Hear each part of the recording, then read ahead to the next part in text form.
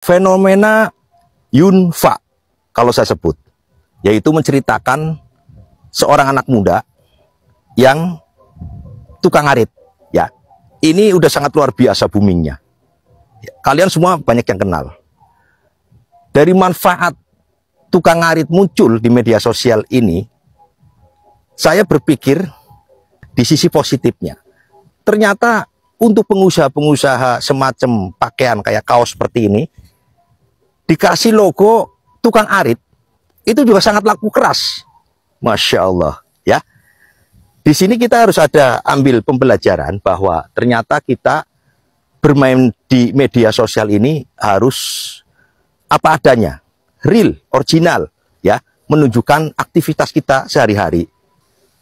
Ada peribahasa, makin tinggi pohon, makin besar angin menerpa. Lah, disitulah Mas Jun juga tidak luput dari yang suka dan tidak suka. Tapi kalian lihat, sikapnya selalu santai, sikapnya selalu bijak, selalu biasa-biasa aja, merendah aja. Yang penting saya mengambil contoh ke Mas Iyun ini, memotivasi kepada saya dan kalian semua, berbaktinya ke orang tua dan menjaga sholat 5 waktu, itu yang sangat saya acungi jempol.